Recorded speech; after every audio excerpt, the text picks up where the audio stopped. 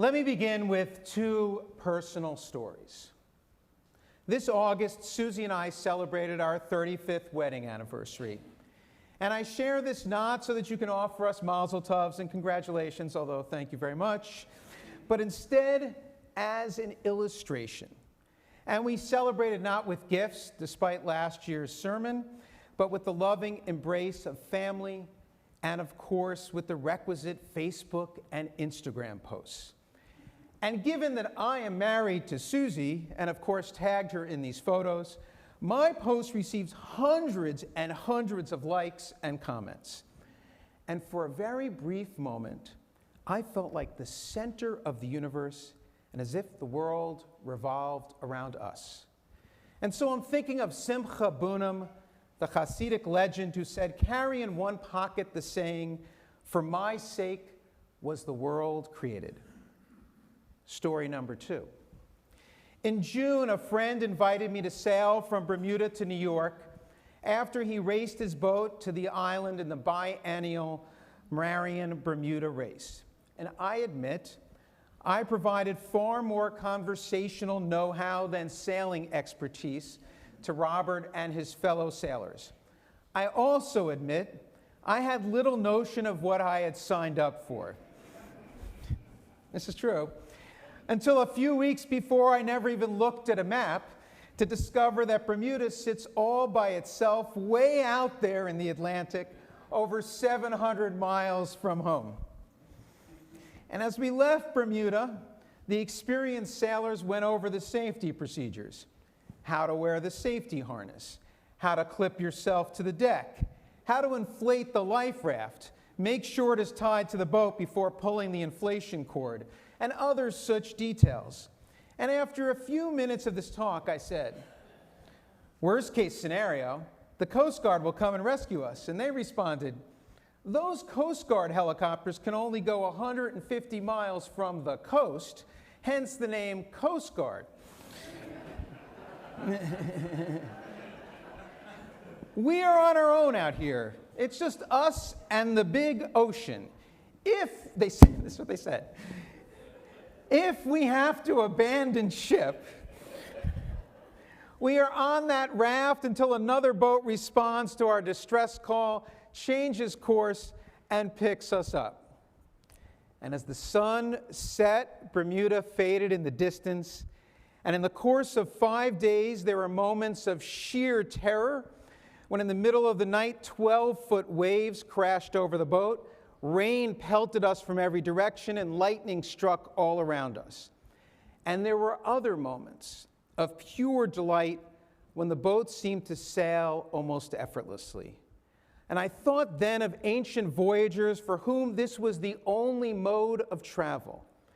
I imagined my hero Yehuda Halevi's journey from his native Spain to the land of Israel in 1140. And he writes, "The sea is the color of the sky, and they are two seas bound together. And between these two, my heart is a third sea, as the new waves of my praise surge on high." And as my heart, as well as my stomach, surged, I gained a newfound appreciation for our ancestors who endured untold difficulties to reach the promised land, or for that matter, my grandparents, who suffered in steerage to reach our country's shores.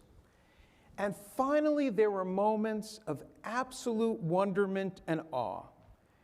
We were alone and at one with the sea. We saw two other boats, and they were cargo ships, until sighting Montauk. And even though the ocean is ferocious, it is also so vast and oh, so extraordinarily beautiful. It was just ocean and sky. And the waves give voice to more poems. Pablo Neruda, the 1971 Nobel Prize winner, writes, "I need the sea because it teaches me. I don't know if I learn music or awareness, if it's a single wave or its vast existence, or only its harsh voice or its shining suggestion of fishes and ships. The fact is that until I fall asleep, in some magnetic way, I move in the university of the waves." Simcha Bunim again. He says, carry in that other pocket the saying, I am only dust and ashes. And it is this pocket about which I want to dwell this morning. For those are the feelings that I discovered on that sailboat. And my question is, how do we inculcate such feelings of wonderment and awe without going to sea? How do we instill in our hearts an appreciation of the vastness and grandeur of this world? How do we train our souls to feel that our earth is beautiful and precious, fragile and majestic? How do we create this feeling of awe? Because in terms of the balancing act between the two pockets of which Simcha Bunim speaks, I think we're doing a really, really good job of creating this feeling. The world was created for me, and not such a good job of teaching, I am only dust and ashes. You don't have to be married to Susie to garner hundreds of likes. Anyone can do it. Just ask my students. You should not have to go on a sailing adventure and throw up over the rails to figure out that the world is awesomely vast and I am so very, very small. It's not a height joke then. So here are the lessons I learned from the University of the Waves. And I offer 3 simple suggestions for how to rebalance our lives and rediscover that I am only dust and ashes. Number 1, go explore the natural world. Get out there. Find your path to nature. It's simple. Join us on our synagogue's seasonal hikes at Sagamore Hill. They are not challenging hikes, but they are nearby, and there's plenty there to take in. There is the beautiful Long Island Sound. It is different every single season. No matter how many times I walk that sandy trail to the water's edge, it is never the same. It could be high tide or low. The water can reach the bottom of the wooden bridge or not. Teddy Roosevelt loved the natural world and left us this gift right here in our own backyards. Go and visit any one of our country's extraordinary national parks. They are an unbelievable treasure, and they are indescribably awesome. This summer, I ventured to Utah and went to Zion and Arches National Parks. And at Zion, it's as if God painted different hues of red, orange, yellow, and gold on the canyon's walls. And at Arches, chiseled perfect stone canopies under which to find shade. I was flabbergasted by these parks' beauty and grandeur. Take your children there. Nature offers a new discovery every single day if we but open our eyes to it, or if we open our ears to it. Open your windows. Listen to the sounds of insects after the sun just sets, how the night comes alive with noise. Take in the chirping of birds as the sun begins to rise and a new day begins. Too often we view nature as something to be conquered or tamed. Think about the language we use. If you love to mountain bike, then it is high praise to say shredding the trail. If you are a skier, then it is positive to say that you're tearing up the slope. Even our language does violence to the earth. Don't get me wrong, I love my sports, and I love your sports. And apologies to the many golfers among us, but those poor little birdies you keep hitting. I think such sports are great, especially those that bring us out into our world. But let's pause and think about how we interact with the world. Too often our words are about how we control nature and how we successfully use it for our enjoyment and our accomplishments. We say such things as, you crushed it and I killed it, but that's not how we should be thinking about the earth. Back to the university. The thing about sailing is that the wind often determines the path. We cannot always carve it the way we want. And so I exclaim with the psalmist, let the heavens rejoice and the earth exult. Let the sea and all within it thunder. The fields and everything in them exult. Then shall all the trees of the forest shout for joy. The earth shouts for joy each and every day, if we but listen if we but stop and look. Go explore the natural world. It is teeming with life. It is overflowing with joy. It is waiting to be discovered. Slow down. Listen. Look. Tear up less. Take in more. And find your path to nature. Suggestion number 2. Reclaim Shabbat as a moment to be at one with nature. Too often we think that Shabbat is about only what we do right here in the synagogue. It is the prayers that we sing. It is about the services, or it is about the foods that we eat. Love that challah and especially love that wine. But Shabbat is more importantly about our connection with nature. According to the Torah, it is the day that God rested from making everything.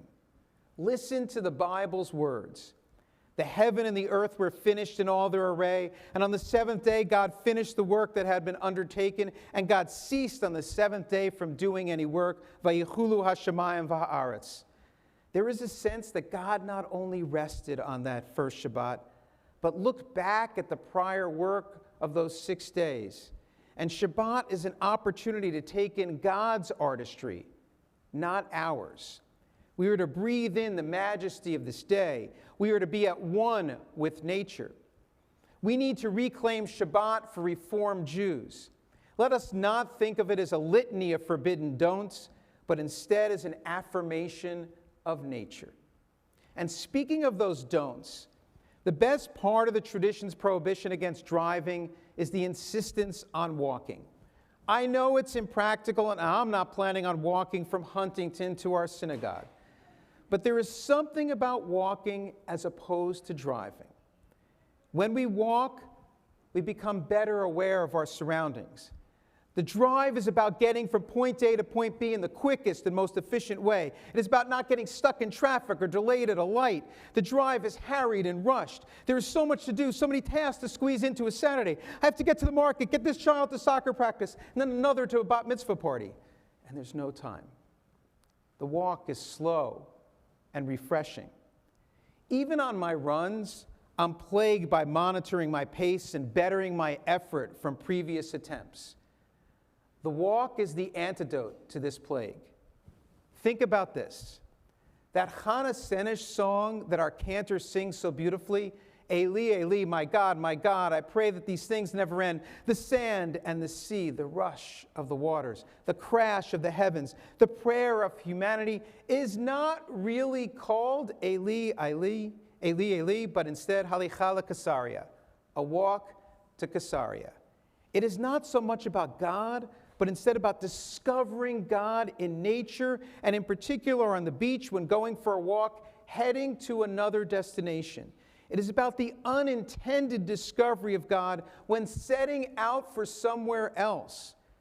The intention of her walk appears to be to get somewhere.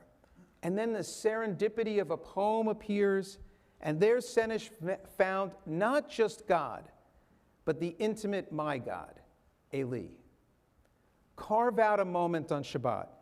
It is impossible to imagine that we can do this every day in our busy lives. But at least one day a week, go for a walk with family or by yourself. Leave the phone at home, or if you must, because you view it as a necessary safety device, turn it on airplane mode. And this brings me to suggestion number 3. Not so long ago, airplane mode actually meant a respite from emails, text messages, and the incessant notifications on our phones. But now there's Wi-Fi at 30,000 feet, and it's free on many flights. And this was perhaps the greatest lesson from my sailing adventure and the university I attended for those 5 days. In the middle of the ocean, there is no cell service. It's kind of like that spot on Northern Boulevard at the bottom of the hill in Laurel Hollow. Except obviously much bigger and lasting not minutes, but days. But guess what? The synagogue managed without my constant communication. My family survived without my daily I love yous, and I without theirs. My friends even organized bike rides without me. And more importantly, I survived. I survived and I managed without knowing up-to-date news alerts about Israel, Ukraine, the White House, or Mar-a-Lago. I survived without seeing Shira Ari's latest Instagram posts, or without even knowing which East African country Ari was in at that moment. I managed and my home managed without being able to check the many Wi-Fi enabled devices I have now installed. Of course, we had a satellite phone for emergencies, but thankfully there was no need. And the funny thing is this, that when you are hundreds of miles out of cell phone range, a lot less seems like an emergency. Our phones make everything appear like an emergency. A friend looks up from her phone and exclaims, "Did you know that Bonnie is on a cruise?" And I look up from my phone in the middle of dinner and shout, "Oh my God, they're forecasting heavy rains tomorrow." On the sailboat, it was only the big blue ocean and us. It was only the wind and the waves, the sun or the clouds, the moon or the stars, and 6 small human beings on a boat that appeared ever smaller as the days progress. Technology is pushing us away from nature just when the world desperately needs us to get more acquainted with it. There are many answers to this summer's climate shocks and what we might do to lessen climate change, but they all begin in the same place. Become more attuned to the natural world. And that starts in the simplest of places, disconnecting from our phones and unplugging from technology. Very little of what we think is an emergency is really an emergency. People think that the internet expands our horizons, but in actuality, it shrinks our circle down to the self. I have seen my students sit around a table in silence as they all stare into their screens. They are present, but not really. One day this past year, my students were hanging out before class started and taking pictures of themselves, and I thought they were taking a lot of pictures. And so I asked, is there ever a day when you don't take a picture of yourself? The look I received in response told it all. They thought this was the strangest question they have ever heard. And in unison, and while still swiping through their pictures to see which was the most flattering of themselves, they responded no. And this struck me as a revelation. I was dumbfounded. They take hundreds of pictures of themselves every day. And I remain bewildered. Again, we are doing a really good job at "For my sake was the world created," and a poor job, if any at all, of teaching "I am only dust and ashes." Thus, suggestion number 3, disconnect from technology, even if only for that hour-long walk. Let me be honest, I'm preaching to myself just as much as to others. This is a plea to my own soul as well as to others. I am attached to my phone. It lives by my side. It connects me to a son who lives in a far-off country, to parents who live in a distant city, a brother who lives a plane ride away, and every single one of you. And it also interferes with becoming attuned to the natural world. It is a distraction when we should become more immersed without the outdoors. Mary Oliver, the incomparable poet of the natural world who died only a few years ago, teaches that attention is the beginning of devotion. And she writes, "Teach the children. We don't matter so much, but they do. Give them the fields and the woods and the possibility of the world salvaged from the lords of profit. Stand them in the stream, head them upstream. Rejoice as they learn to love the green space they live in, its sticks and leaves, and then the silent, beautiful blossoms. Attention is the beginning of devotion." We think we can master our lives. We devote ourselves to establishing routines. We organize our days around detailed schedules. We believe nature can be controlled or perhaps harnessed, or that technology will rescue us from the damage we are inflicting on our planet. Instead, we need to take a step back and start at square one. We need to become attuned to the natural world. I should not have to go to sea to figure this all out. I should not have to travel to the West National Parks to discover this. Beauty and grandeur are right here in our backyards. Attention is the beginning of devotion. I don't have it all figured out, but I can say this, that this summer has been clarifying. I did not set sail expecting these discoveries.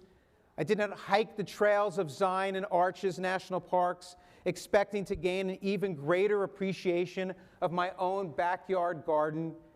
This summer blessed me with these adventures. I sailed, I walked, and I have changed. We need to let go of technology a little more. We need to reclaim Shabbat, if but momentarily. We need to explore the natural world and become attentive to its rhythms. I am but a tiny speck in our vast and embattled world. Rabbi Simcha Bunim teaches, every person should have two pockets. In one pocket should be a piece of paper saying, "For my sake was the world created." And when one is feeling disheartened and lowly, reach into this pocket and take out that paper and read it.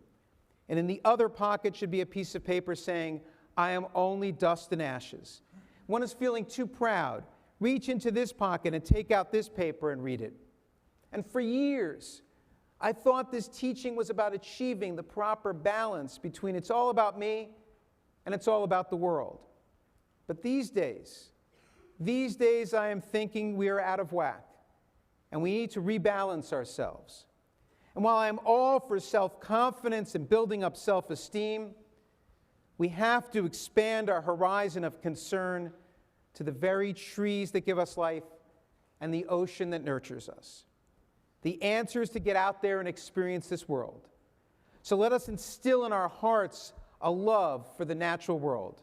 Say less, "For my sake was the world created," and more often, "I am only dust and ashes." Our souls depend on it. Our world depends on it.